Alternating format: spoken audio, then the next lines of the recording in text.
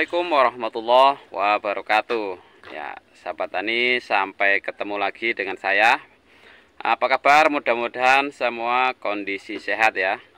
Sehat orangnya, juga tanaman kita. Oke teman-teman, kali ini kita sedang berada di tengah-tengah kebun cabai atau ladang cabai. Salah satu warga desa Sukamandi. Ini tanamannya sangat tinggi sekali ya. Saya berdiri di tengah-tengah bedengan dan sepertinya lebih tinggi cabenya ketimbang saya. Nanti kita akan wawancara dengan pemiliknya langsung. Nah, penasaran siapa beliau? Kita ikuti lebih lanjut. Assalamualaikum warahmatullahi ta'ala wabarakatuh. Sahabat tani di Indonesia, pada hari ini saya kedatangan tamu Mas Iwan. Ya, Mas Iwan ini adalah master kami, guru kami untuk penanaman cabai di Desa Sukamandiri dan Desa Sidodadi. Pada pagi hari yang cerah ini, saya berterima kasih dapat kunjungan dari Mas Wawan. Nama saya Sutrisno, alamat Desa Sukamandi Hilir, Dusun 3. Saya bertani cabai ini atau bertanam cabai ini masih awal, masih start. Artinya saya belum pernah menanam, tapi saya tetap belajar dengan rekan-rekan, dengan media. Artinya kita belajar ini tidak ada habisnya. Kalau melihat kondisi pada saat ini, ya cabai saya ini alhamdulillah diberikan rezeki pada Allah. Ya, dinamakan cantik ya tidak, dinamakan jelek tidak, tapi kita syukuri apa yang diberikan kepada Allah pada tanaman kita. Ya. Jadi ini penanaman cabai baru pertama kali Pak Sutrisno ya? Ya Pak. Nah, jadi sebelumnya Bapak nanam apa ini Pak ya? Ya kalau saya aslinya buruh bangunan, tukang dan peternak kambing. Kebetulan memang saya ini ya dikatakan orang yang nggak ada lah, nggak mampu. Lahan sawah pun mak sedikit, 3 rantai cukup untuk makan tanaman padi. Tapi alhamdulillah pada saat ini ada teman yang menawari nyewa lahan ya.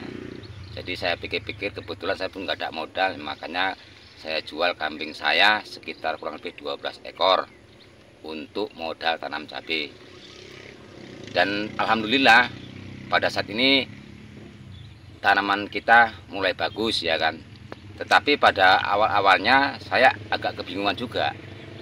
Kebingungan, saya profesi saya seorang tukang, mau nanam cabai kan bingung apa yang digunakan, bibit apa, saya ngawur aja, nggak tahu. Tapi tetap saya tanya dengan rekan-rekan. Ya. Profesi Bapak kan seorang tukang bangunan Pak ya, di samping nanam padi. Jadi sekarang beralih untuk tanaman cabai, kira-kira alasannya apa ini Pak ya? Sebetulnya faktor pertama adalah kebutuhan, itu paling faktor pertama. Yang kedua, melihat teman-teman ya, tetangga desa, tetangga dusun kok menanam cabai.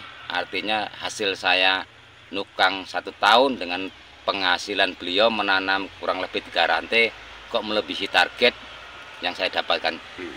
Jadi saya termotivasi bahwasanya saya cobalah, orang bisa masa saya nggak bisa. Jadi alhamdulillah dengan niat dari Allah itu niatnya bagus ya kan, untuk menambah rezeki, untuk memberi nafkah istri, untuk memberi apa kepada anak-anak ya, masa depan anak-anak ya. Kita coba, apa salahnya, kan sifat manusia ini wajib mencoba. Tapi kalau kita gagal jangan takut. Nah, jadi kita kedepannya kita ulang lagi. Dan pada hari ini, musim ini saya perdana saya coba ya alhamdulillah. Memang pada tanaman saya ini yang Bapak kata lihat seperti inilah tanaman saya. Saya menanam cabai ini baru perdana. Tetapi memang ada 3 faktor teman-teman yang saya pakai ya dalam menanam cabai ini. Faktor yang pertama adalah memang faktor rezeki dari Allah Subhanahu wa Ta'ala. Apapun cerita, mau kita usaha tanam cabai, mau pemborong, mau petani, itu semuanya kita faktorkan karena rezeki Allah Subhanahu wa Ta'ala. Yang kedua yaitu faktor bagaimana kecintaan kita terhadap yang kita tanam. Artinya kita lihat pagi sore kita teliti, ya kita teliti tanaman ini perlu diapakan, ya artinya mulai dari kecil perlu dikasih asupan makanan, vitamin atau pemupukan atau penyempraian inseksida. Nah, jadi itu yang paling penting. Yang ketiga adalah kita lihat kemauan tanaman kita. Kadang-kadang kita gini, kita tidak tahu pada fase vegetatif apa yang perlu untuk mereka. Nah, apa yang untuk mereka? Ya, salah satu itu untuk pengocoran pertama dan kedua, ketiga. Mungkin kalau kita kasih kimia memang kurang efektif, tapi saya pakai jenis pupuk yang nitrat. Nitrat seperti MKP, Kalponit, Primapit, seperti itu. Jadi waktu pengecoran keempat saya baru menggunakan pupuk kimia. Oke. Nah, jadi ini untuk tanamannya Pak ya, ini ada berapa pohon ini Pak ya? Kalau untuk tanaman cabai saya kan ada 24 Pak Iwan. Yang sebelah sini kurang lebih 1,5 rantai, sekitar 1.400 pohon. Yang sana ada lagi ya, ada sekitar 2 rantai, itu kurang lebih 2.600 pohon. Sana 2.600, yang sini 1.400. 400. Berarti sekitar 4.000. Nah, 4.000-an pohon. Ya, jadi untuk apa tadi? Perawatan. Perawatan. Ya, untuk perawatan mulai fase tanam awal saya memang untuk pengocoran saya umur sekitar kurang 14 hari. 14 hari baru dikocor pertama Pak ya? Ya. Itu menggunakan apa tadi Pak? Saya menggunakan pupuk nitrat multi NP. Multi Ya. NP dengan Kalponit tadi. Kalponit, ya. Untuk multi LP saya kasih 2 kilo 2 bungkus. Untuk Kalponit saya kasih 1 bungkus. Berarti untuk lahan kurang lebih 3,5 rantai ini saya kasih 3 bungkus untuk pertama.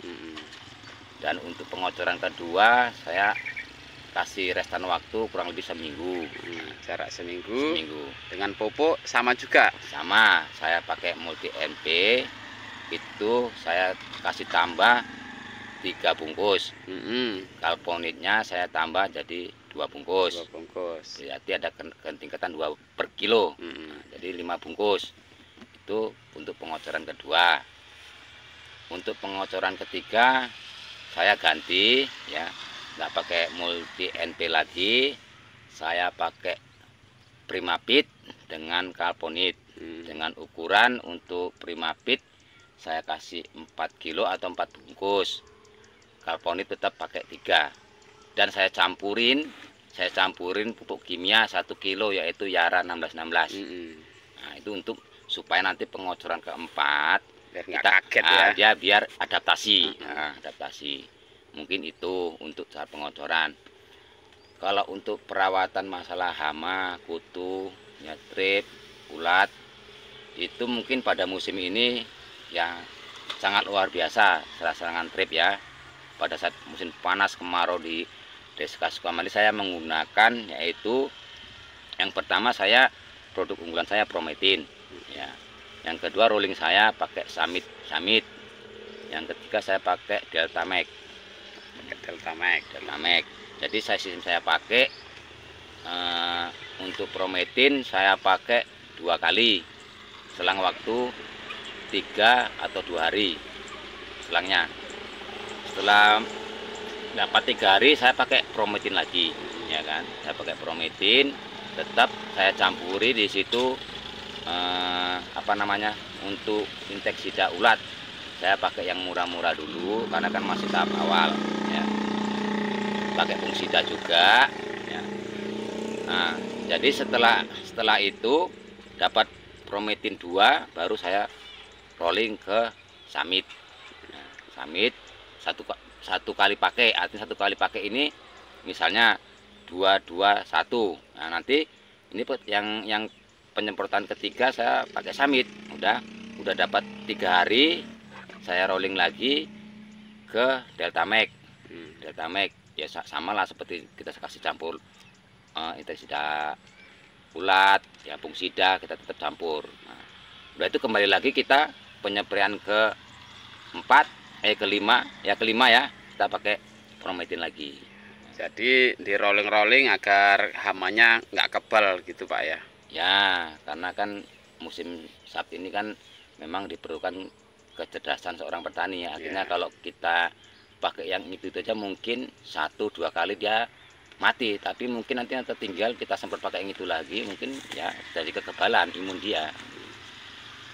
Oke. Ini tadi saya keliling-keliling di tanaman cabai Bapak, saya lihat buahnya luar biasa ini.